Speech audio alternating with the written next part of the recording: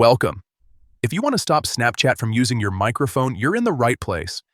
Whether you're protecting your privacy or just don't want the app listening in, blocking microphone access only takes a minute.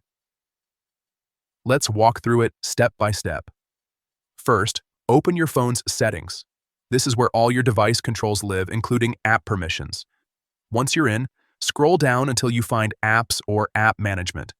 The exact name might vary depending on your phone, but it's usually easy to spot.